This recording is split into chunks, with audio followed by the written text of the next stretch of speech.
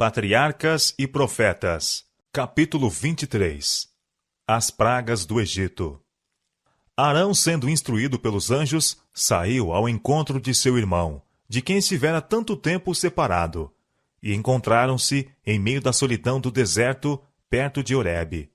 Ali conversaram, e Moisés disse a Arão todas as palavras do Senhor que o enviara, e todos os sinais que lhe mandara. Êxodo capítulo 4, versos 27 a 31. E Êxodo capítulos 5 a 10. Juntos viajaram para o Egito, e tendo chegado à terra de Gozém, puseram-se a congregar os anciãos de Israel. Arão referira-lhes todo o trato de Deus para com Moisés. E então os sinais que Deus dera a Moisés foram exibidos perante o povo. O povo creu, e ouviram que o Senhor visitava os filhos de Israel, e que via sua aflição, e inclinaram-se e adoraram. Moisés fora também encarregado de uma mensagem ao rei. Os dois irmãos entraram no palácio do faraó como embaixadores do Rei dos Reis, e em seu nome falaram: Assim diz o Senhor Deus de Israel: Deixa ir meu povo, para que me celebre uma festa no deserto. Quem é o Senhor, cuja voz eu ouvirei, para deixar ir Israel? Perguntou o monarca. Não conheço o Senhor, nem tampouco deixarei ir Israel. A resposta deles foi: O Deus dos hebreus nos encontrou. Portanto, deixa-nos agora ir, caminho de 3 dias ao deserto, para que ofereçamos sacrifícios ao Senhor, e ele não venha sobre nós com pestilência ou com espada. As notícias a respeito deles e do interesse que estavam provocando entre o povo já haviam atingido o rei. Sua ira se acendeu.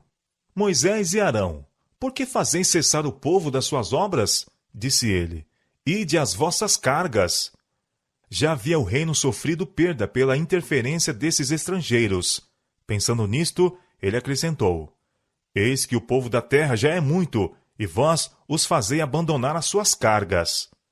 Em seu cativeiro tinham os israelitas até certo ponto perdido o conhecimento da lei de Deus, e haviam se afastado de seus preceitos. O sábado tinha sido geralmente desrespeitado, e as exações dos maiorais de tarefas tornaram sua observância aparentemente impossível.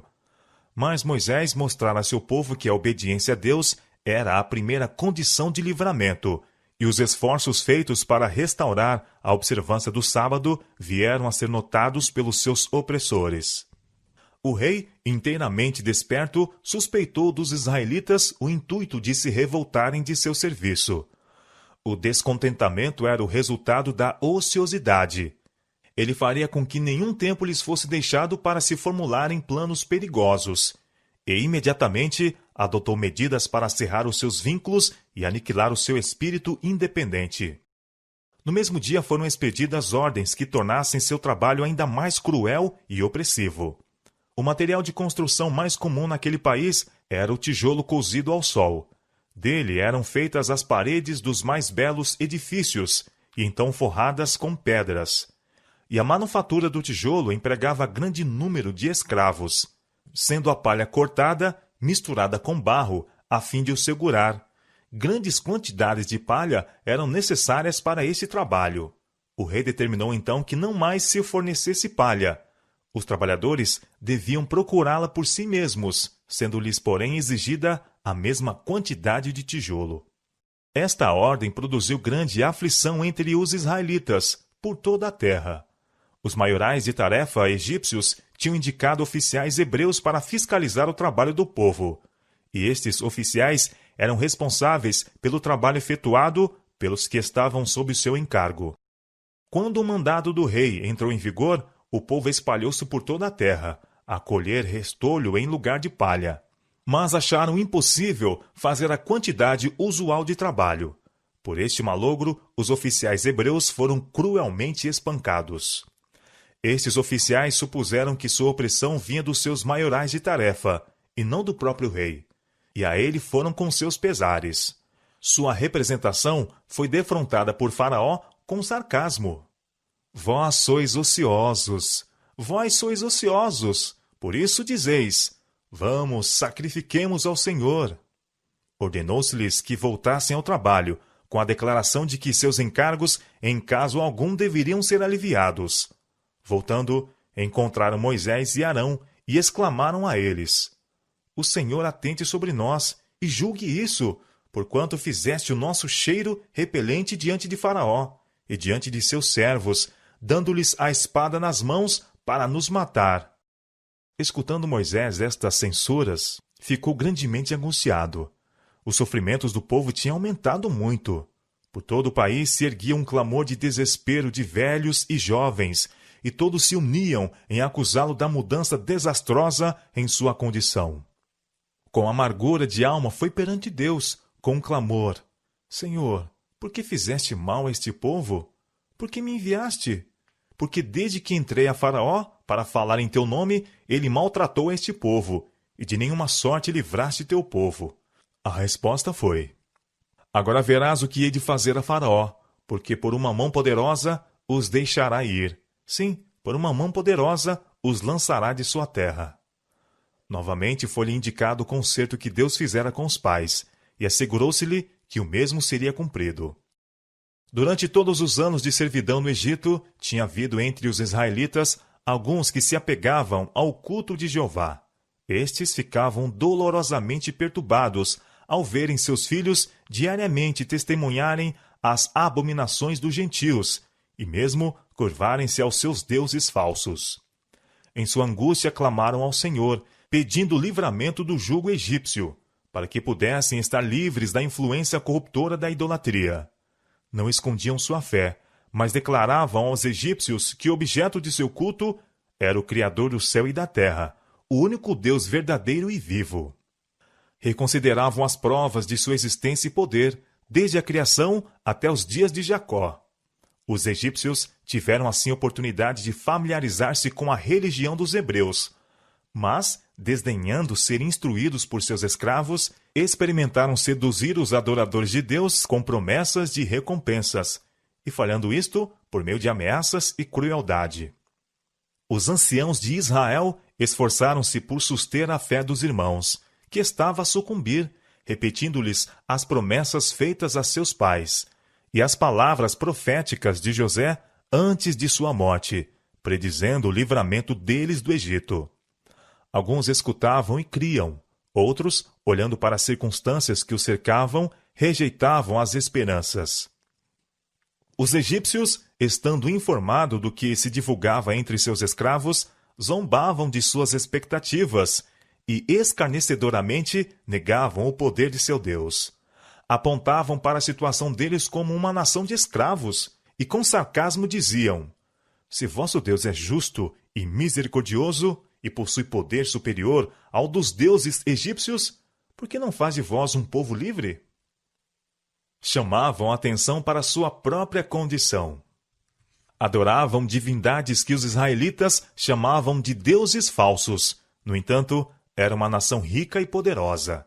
Declaravam que seus deuses os haviam abençoado com prosperidade, dando-lhes os israelitas como servos, e vangloriavam-se em seu poder de oprimir e destruir os adoradores de Jeová. O próprio Faraó jactava-se de que o Deus dos hebreus não os podia livrar de suas mãos. Palavras como estas destruíam as esperanças de muitos dos israelitas. O caso se lhes afigurava tal qual os egípcios o haviam representado. Era certo que eram escravos e deviam suportar o que quer que seus cruéis maiorais de tarefas entendessem infligir-lhes. Seus filhos haviam sido acossados e mortos, e sua própria vida era um peso. Estavam, contudo, adorando o Deus do céu. Se Jeová fosse na verdade superior a todos os deuses, não os deixaria desta maneira, como escravos a idólatras. Mas aqueles que eram fiéis a Deus compreendiam que fora por causa de Israel haver se afastado dele, por causa de sua disposição para casar com nações gentílicas, sendo assim levados à idolatria, que o Senhor permitira ficassem escravos, e confiantemente asseveravam a seus irmãos que ele logo quebraria o jugo do opressor. Os hebreus tinham esperado obter sua liberdade sem qualquer prova especial de sua fé, ou qualquer sofrimento ou agrura real. Ainda não estavam, porém, preparados para o livramento. tinham pouca fé em Deus e estavam indispostos a suportar pacientemente suas aflições até que ele achasse oportuno operar em prol deles. Muitos se contentavam com permanecer em cativeiro, de preferência a enfrentar as dificuldades atinentes à mudança para uma terra estranha. E os costumes de alguns se haviam tornado tão parecidos com os dos egípcios que preferiam ficar no Egito.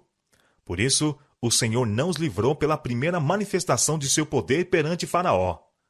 Ele encaminhou os acontecimentos de maneira mais ampla, a fim de desenvolver o espírito tirânico do rei egípcio e também para revelar-se a seu povo. Vendo sua justiça, seu poder e amor, prefeririam deixar o Egito e entregar-se ao seu serviço. A tarefa de Moisés teria sido muito menos difícil se muitos dos israelitas não se houvessem tornado tão corrompidos que não queriam deixar o Egito. O Senhor ordenou a Moisés ir de novo ao povo e repetir a promessa de livramento, com nova segurança do favor divino. Ele foi conforme fora mandado, mas não quiseram ouvir. Dizem as Escrituras: eles não ouviram, por causa da ânsia do espírito e da dura servidão. De novo a mensagem divina veio a Moisés. Entra e fala a Faraó, rei do Egito, que deixe sair os filhos de Israel da sua terra. Com desânimo, ele replicou: Eis que os filhos de Israel não me têm ouvido. Como, pois, me ouvirá Faraó? Foi-lhe dito que levasse Arão consigo e fosse adiante de Faraó e novamente pedisse que despedisse os filhos de Israel de sua terra. Ele foi informado de que o monarca não cederia antes que Deus mandasse juízos sobre o Egito e tirasse Israel por meio de uma assinalada manifestação de seu poder. Antes de ser infligida cada uma das pragas, Moisés devia descrever sua natureza e efeitos para que o rei pudesse salvar-se da mesma se o quisesse. Cada castigo rejeitado seria seguido por outro mais severo, até que seu coração orgulhoso se humilhasse e ele reconhecesse o Criador do céu e da terra como Deus verdadeiro e vivo. O Senhor daria aos egípcios oportunidade de verem quão vã era a sabedoria de seus homens poderosos, quão fraco o poder de seus deuses, quando em oposição aos mandos de Jeová. Ele castigaria o povo do Egito por sua idolatria e reduziria ao silêncio sua jactância a respeito de bênçãos recebidas de suas insensíveis divindades. Deus glorificaria seu próprio nome, para que outras nações pudessem ouvir acerca de seu poder e tremer ante os seus potentes atos, e para que seu povo fosse levado a volver de sua idolatria e prestar-lhe um culto puro. Outra vez, Moisés e Arão entravam nos nobres salões do rei do Egito. Ali, rodeados por altas colunas e resplandecentes adornos, de ricos quadros e imagens esculpidas de deuses gentios, perante o monarca do reino mais poderoso então existente, achavam-se os dois representantes da raça escravizada, a fim de repetirem a ordem de Deus para o livramento de Israel. O rei pediu um prodígio como prova de sua missão divina. Tinha sido indicado a Moisés e Arão como agir no caso em que tal pedido fosse feito. E Arão tomou agora a vara e lançou-a perante Faraó. Ela se tornou serpente. O monarca mandou chamar seus sábios e encantadores, dos quais cada um lançou sua vara, e tornaram-se em serpentes. Mas a vara de Arão tragou as varas deles. Então o rei, mais decidido do que nunca, declarou serem os seus magos iguais em poder a Moisés e Arão. Acusou os servos do Senhor como impostores e sentiu-se fora de perigo ao resistir aos seus pedidos. Todavia, ao mesmo tempo em que desprezava sua mensagem, foi reprimido pelo poder de Deus de lhes fazer mal. Foi a mão de Deus, e não a influência ou poder humano possuído por Moisés e Arão, o que operou os prodígios que exibiram perante Faraó. Estes sinais e prodígios eram destinados a convencer Faraó de que o grande Eu Sou enviara Moisés e de que era dever do rei deixar Israel ir, para que pudessem servir ao Deus vivo. Os magos também exibiram sinais e prodígios, pois agiam não somente pela sua própria habilidade, mas pelo poder de seu Deus, Satanás, que os ajudava a contrafazer a obra de Jeová. Os magos não fizeram realmente suas varas transformar-se em serpentes, mas pela mágica, auxiliados pelo grande enganador, foram capazes de produzir esta aparência. Estava além do poder de Satanás transformar as varas em serpentes vivas. O príncipe do mal, possuindo embora toda a sabedoria e poder de um anjo caído, não tem o poder de criar ou dar a vida.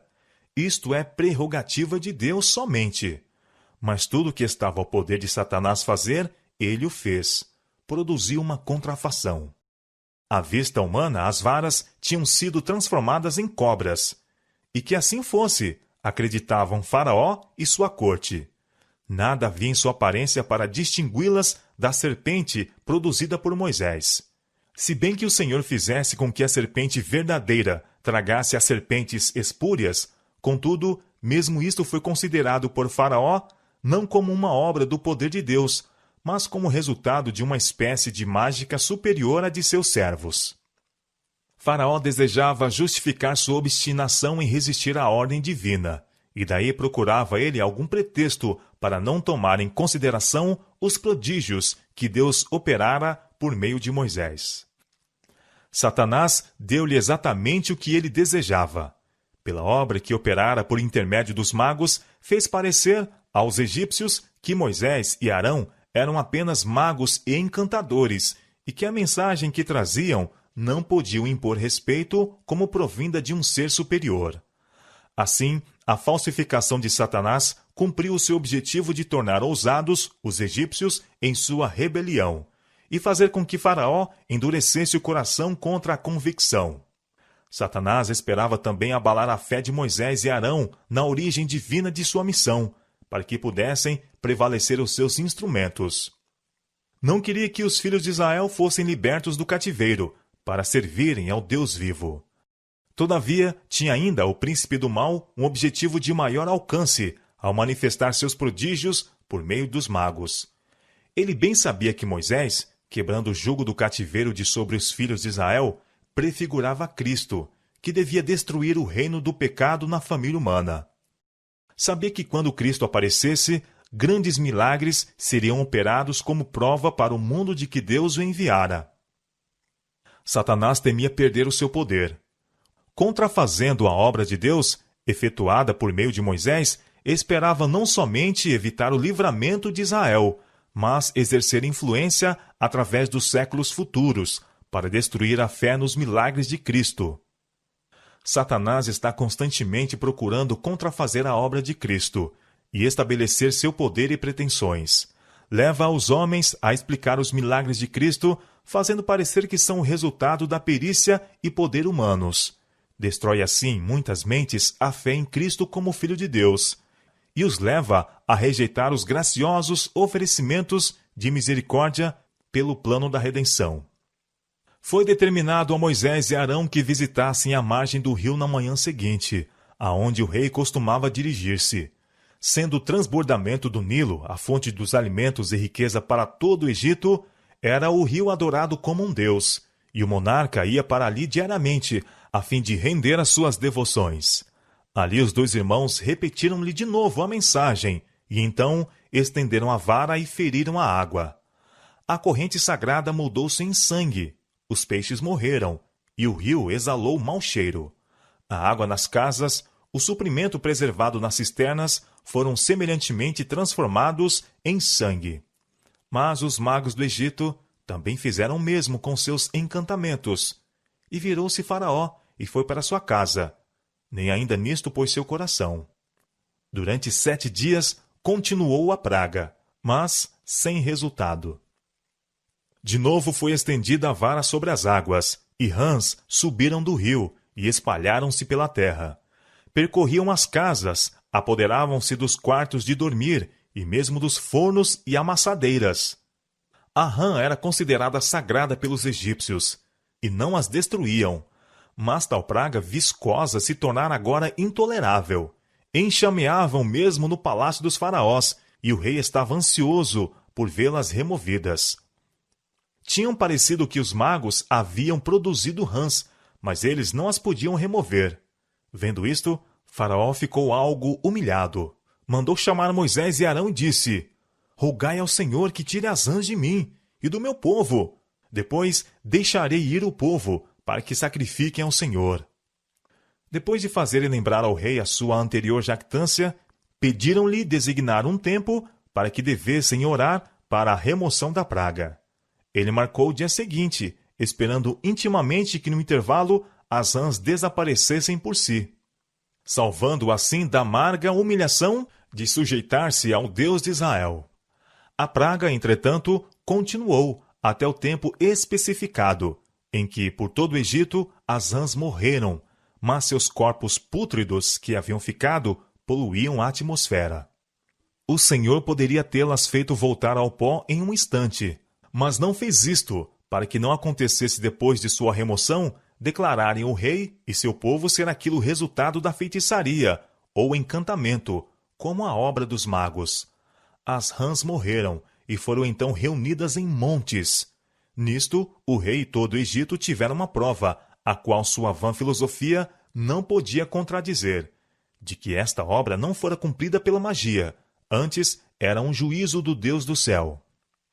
Vendo Faraó que havia descanso, agravou seu coração. Por ordem de Deus, Arão estendeu a mão e o pó da terra se tornou em piolhos por toda a terra do Egito. Faraó chamou os magos para fazerem o mesmo, mas não puderam. Mostrou-se assim ser a obra de Deus superior à de Satanás. Os próprios magos reconheceram: isto é o dedo de Deus. Mas o rei ainda não se abalou. Ineficazes o apelo e a advertência, outro juízo foi infligido. O tempo de sua ocorrência foi predito, para que se não pudesse dizer ter vindo por acaso. Moscas encheram as casas e enxamearam por sobre a terra, de modo que a terra foi corrompida destes enxames. Estas moscas eram grandes e venenosas. Sua picada era extremamente dolorosa ao homem e aos animais. Como fora predito, esta visitação não se estendeu à terra de Gozém. Faraó ofereceu então aos israelitas permissão para sacrificarem no Egito, mas recusaram-se a aceitar tais condições. Não convém que façamos assim, disse Moisés, porque sacrificaríamos ao Senhor nosso Deus a abominação dos egípcios. Eis que se sacrificássemos a abominação dos egípcios perante os seus olhos, não nos apedrejariam eles? Os animais que os hebreus deviam sacrificar estavam entre os que eram considerados sagrados pelos egípcios, e tal era a reverência em que eram tidas estas criaturas, que matar uma delas, mesmo acidentalmente, era um crime punível com a morte. Seria impossível aos hebreus prestarem culto no Egito sem escandalizar os seus senhores. Moisés novamente propôs ir em caminho de 3 dias ao deserto. O monarca consentiu e pediu que os servos de Deus intercedessem para que a praga fosse removida. Prometera fazer isto, mas o advertiram quanto a tratar enganosamente com eles. A praga cessou, mas o coração do rei se havia endurecido pela rebelião persistente e ainda recusou-se a ceder. Seguiu-se um golpe mais terrível. Peste em todo o gado do Egito que estava nos campos. Tanto nos animais sagrados como as bestas de carga, vacas, bois e ovelhas, cavalos, camelos e jumentos foram destruídos. Havia sido distintamente declarado que os hebreus seriam isentos. E Faraó, enviando mensageiros à casa dos israelitas, constatou a veracidade de tal declaração de Moisés. Do gado dos filhos de Israel não morreu nenhum.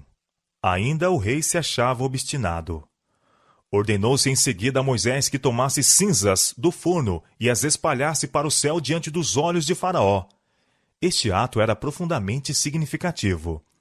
400 anos antes, mostrara Deus a Abraão a opressão futura de seu povo, sob a figura de uma fornalha fumegante e uma tocha de fogo. Declarara que mandaria juízos sobre os seus opressores e tiraria os cativos com grande riqueza. No Egito, Israel durante muito tempo desfalecia na fornalha da aflição. Este ato de Moisés era de segurança de que Deus se lembrava de seu conserto e de que era vindo o tempo para o seu livramento. Ao ser a cinza espalhada para o céu, as minúsculas partículas espalharam-se por toda a terra do Egito, e onde quer que caíam, produziam sarna, que arrebentava em úlceras nos homens e no gado. Os sacerdotes e magos até ali haviam acoroçoado Faraó em sua obstinação, mas agora viera um juízo que atingia mesmo a eles. Acometidos de uma moléstia repugnante e dolorosa, tornando-se seu alardeado poder apenas desprezível, não mais podiam contender contra o Deus de Israel. A nação inteira foi levada a ver a loucura de confiar nos magos, quando não eram eles capazes de proteger mesmo sua própria pessoa. Ainda o coração de Faraó se tornou mais endurecido, e então o Senhor lhe enviou uma mensagem declarando: Esta vez enviarei todas as minhas pragas sobre o teu coração, e sobre os teus servos e sobre o teu povo, para que saibais que não há outro como eu em toda a terra. Mas deveras para isto te mantive, para mostrar o meu poder em ti.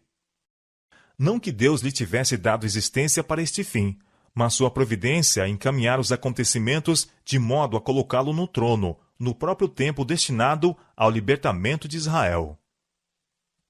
Embora este altivo tirano houvesse pelos seus crimes se privado das misericórdias de Deus, todavia a vida lhe fora preservada para que, mediante sua teimosia, o Senhor pudesse manifestar seus prodígios na terra do Egito. A disposição nos acontecimentos é da providência de Deus. Ele poderia ter posto no trono um rei mais misericordioso, que não tivesse ousado resistir às poderosas manifestações do poder divino. Mas nesse caso, os propósitos do Senhor não se teriam cumprido. Foi permitido que seu povo experimentasse a esmagadora crueldade dos egípcios, para que não se enganassem com relação à influência aviltante da idolatria. Em seu trato com Faraó, o Senhor manifestou ódio à idolatria e sua decisão de punir a crueldade e a opressão.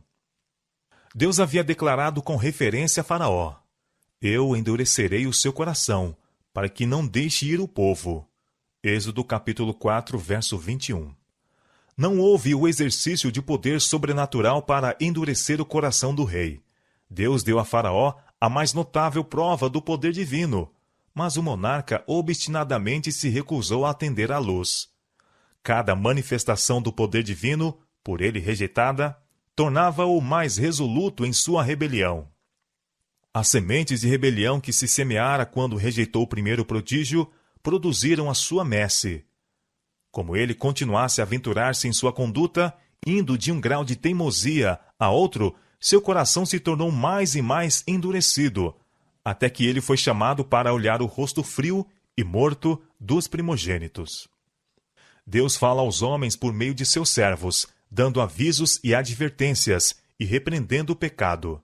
Dá a cada um oportunidade para corrigir seus erros, antes que eles se fixem no caráter.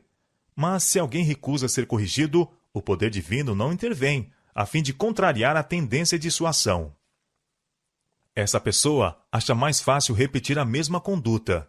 Está a endurecer o coração contra a influência do Espírito Santo. Nova rejeição da luz a coloca onde uma influência muito mais forte será ineficaz para produzir uma impressão duradoura. Aquele que cedeu uma vez à tentação, cederá mais facilmente segunda vez. Cada repetição do pecado diminui seu poder de resistência, cega os seus olhos e suprime a convicção. Cada semente de condescendência que é semeada produzirá fruto. Deus não opera milagre para impedir a ceifa. Tudo que o homem semear, isso também ceifará. Gálatas, capítulo 6, verso 7. Aquele que manifesta dura incredulidade, uma obstinada indiferença à verdade divina, não está senão a colher a messe do que ele próprio semeou. É assim que multidões vêm a escutar, com rígida indiferença, verdades que outrora lhe abalavam a própria alma. Semearam negligência e resistência à verdade, e tal é a colheita que fazem. Aqueles que estão a acalmar a consequência culpada com o pensamento de que podem modificar um caminho de males quando desejarem, de que podem ter em pouca conta os convites de misericórdia e ser contudo repetidas vezes impressionados, seguem tal caminho com perigo para si. Acham que depois de lançarem toda a sua influência ao lado do grande rebelde, em momento de maior angústia, quando o perigo os rodeia, mudarão de chefes. Mas isto não se faz tão facilmente. A experiência, a educação, a disciplina de uma vida de satisfação pecaminosa tão completamente modelaram o caráter que não podem, então, receber a imagem de Jesus. Se nenhuma luz lhe houvesse mostrado o caminho, o caso teria sido diferente. A misericórdia poderia interpor-se e dar-lhes oportunidade de aceitar suas providências. Mas, depois de ser rejeitada e desprezada durante muito tempo, a luz será enfim retirada. Faraó foi em seguida ameaçado com uma praga de saraiva, dando-se-lhe o aviso: Agora, pois, envia, recolhe o teu gado e tudo que tens no campo, todo homem e animal que for achado no campo e não for recolhido à casa, a saraiva cairá sobre eles, e morrerão. A chuva ou a saraiva não eram comuns no Egito, e uma tempestade como a que fora predita nunca havia sido testemunhada. A notícia espalhou-se rapidamente, e todos os que creram na palavra do Senhor recolheram seu gado, enquanto os que desdenharam o aviso o deixaram no campo. Assim, em meio do juízo, ostentou-se a misericórdia de Deus. O povo foi provado, e mostrou-se quantos foram levados a temer a Deus pela manifestação de seu poder. A tempestade veio conforme fora predita: trovão e saraiva, e fogo misturado com a mesma. Muito grave, qual nunca houve em toda a terra do Egito, desde que veio a ser uma nação. E a saraiva feriu em toda a terra do Egito tudo quanto havia no campo, desde os homens até os animais. Também a saraiva feriu a toda a erva do campo, e quebrou todas as árvores do campo. A ruína e a desolação assinalavam o caminho do anjo destruidor. Unicamente a terra de Gozém foi poupada. Ficou demonstrado aos egípcios que a terra está sob a direção do Deus vivo, que os elementos obedecem à sua voz, e que a única segurança está na obediência a ele. Todo o Egito tremeu ante a terrível visitação do juízo divino. Faraó apressadamente mandou chamar os 2 irmãos e clamou: Esta vez pequei. O Senhor é justo, mas eu e o meu povo ímpios. Orai ao Senhor, para que não haja mais trovões de Deus nem saraiva, e eu vos deixarei ir, e não ficareis mais aqui. A resposta foi: Em saindo da cidade, estenderei minhas mãos ao Senhor. Os trovões cessarão, e não haverá mais saraiva, para que saibais que a terra é do Senhor. Todavia, quanto a ti e aos teus servos, eu sei que ainda não temereis diante do Senhor Deus. Moisés sabia que a contenda não estava finalizada. As confissões e promessas de Faraó não eram o resultado de qualquer mudança radical em seu espírito ou coração, mas foram extorquidas dele pelo terror e angústia. Moisés prometeu, entretanto, atender-lhe o pedido, pois não lhe daria ocasião para mais obstinação. O profeta saiu, sem tomar em consideração a fúria da tempestade, e Faraó e todo o seu exército foram testemunhas do poder de Jeová para preservar seu mensageiro. Tendo saído fora da cidade, Moisés estendeu suas mãos ao Senhor, e cessaram os trovões e a saraiva, e a chuva não mais caiu sobre a terra. Mas, mal se refez o rei de seus temores, voltou o seu coração à perversidade.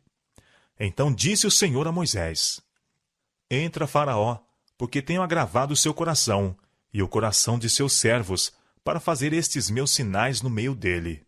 E para que contes aos ouvidos de teus filhos e dos filhos de teus filhos as coisas que obrei no Egito, e os meus sinais que tenho feito entre eles, para que saibais que eu sou o Senhor. O Senhor estava a manifestar o seu poder, para confirmar a fé de Israel nele como o único Deus vivo e verdadeiro. Daria prova inequívoca da diferença que estabelecera entre eles e os egípcios, e faria com que todas as nações soubessem que os hebreus, a quem tinham desprezado e oprimido, estavam sob a proteção do Deus do céu. Moisés advertiu o monarca de que, se ainda permanecesse obstinado, seria enviada uma praga de gafanhotos, que cobriria a face da terra e comeria toda a coisa verde que restasse. Encheriam as casas, mesmo o palácio. Tal flagelo, disse ele, seria como nunca viram teus pais, nem os pais dos teus pais, desde os dias em que eles foram sobre a terra até o dia de hoje. Os conselheiros de Faraó ficaram estarrecidos. A nação tinha experimentado grande perda com a morte do gado. Muitas pessoas haviam sido mortas pela saraiva. As florestas estavam derribadas e as colheitas destruídas. Estavam perdendo rapidamente tudo que havia sido ganho com o trabalho dos hebreus. Toda a terra estava ameaçada de morrer de fome. Príncipes e cortesãos acercavam-se do rei e com ira pediam: até quando este nos há de ser por laço? Deixa ir os homens para que sirvam ao Senhor seu Deus. Ainda não sabes que o Egito está destruído? Moisés e Arão foram de novo convocados, e o monarca lhe disse: ide, servi ao Senhor vosso Deus. Quais são os que hão de ir? A resposta foi: havemos de ir com os nossos meninos e com os nossos velhos, com os nossos filhos e com as nossas filhas, com as nossas ovelhas e com os nossos bois havemos de ir, porque festa do Senhor temos. O rei se encheu de ira. Seja o Senhor assim convosco, exclamou ele. Como eu vos deixarei ir a vós e aos vossos filhos? Olhai que há mal diante da vossa face. Não será assim. Andai agora vós, varões, e servi ao Senhor, pois isso é o que pediste. Moisés estendeu então a vara sobre a terra, e soprou um vento oriental, que trouxe gafanhotos. Muito gravosos foram. Antes destes, nunca houve tais gafanhotos, nem depois deles virão outros tais. Encheram o céu até que a terra se escureceu, e devoraram toda a vegetação que restava. Faraó mandou chamar à pressa os profetas e disse: pequei contra o Senhor vosso Deus e contra vós.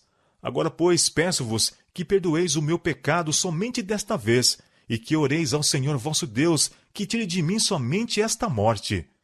Assim fizeram. E um forte vento ocidental levou os gafanhotos para o Mar Vermelho. O rei ainda persistiu em sua pertinaz resolução. O povo do Egito estava ao ponto do desespero. Os açoites que já haviam caído sobre eles pareciam quase além do que se podia suportar, e estavam cheios de temor pelo futuro. A nação tinha adorado a Faraó como representante do seu Deus. Mas muitos agora estavam convencidos de que ele se achava opondo-se a um ser que fez de todas as forças na natureza ministro de sua vontade. Os escravos hebreus, tão miraculosamente favorecidos, estavam se tornando confiantes no livramento. Seus maiorais de tarefas não ousavam oprimi-los, como até ali haviam feito. Por todo o Egito havia um temor secreto de que a raça escravizada se levantasse e vingasse seus males. Por toda parte estavam a indagar com desalento: o que será depois disto? Subitamente repousou sobre a terra uma escuridão, tão densa e negra que parecia trevas que se apalpem. Não somente estava o povo despojado de luz, mas a atmosfera era muito opressiva, de maneira que a respiração era difícil. Não viu um ao outro, e ninguém se levantou do seu lugar por 3 dias, mas todos os filhos de Israel tinham luz em suas habitações. O sol e a lua eram objetos de culto para os egípcios. Nestas trevas misteriosas, o povo e seus deuses foram de modo semelhante atingidos pelo poder que tomara a si a causa dos escravos. Contudo, por medonho que tivesse sido, este juízo é uma prova da compaixão de Deus e de sua indisposição para destruir. Ele dava ao povo tempo para refletir e arrepender-se antes de trazer sobre eles a última e mais terrível das pragas. O medo finalmente arrancou de Faraó mais uma concessão. No fim do 3º dia de trevas, chamou Moisés e consentiu na partida do povo, contanto que se permitisse ficarem os rebanhos e gado. Nenhuma unha ficará, replicou o resoluto hebreu. Não sabemos com que havemos de servir ao Senhor, até que cheguemos lá. A ira do rei explodiu desenfreada. Vai-te de mim, exclamou ele. Guarda-te que não mais vejas o meu rosto, porque no dia em que vires o meu rosto, morrerás. A resposta foi: bem disseste, eu nunca mais verei o teu rosto. O varão Moisés era muito grande na terra do Egito, aos olhos dos servos de Faraó e aos olhos do povo. Moisés era considerado com temor pelos egípcios.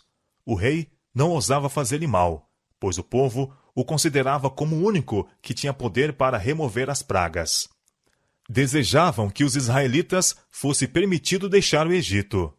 Eram o rei e os sacerdotes que se opunham em extremo aos pedidos de Moisés.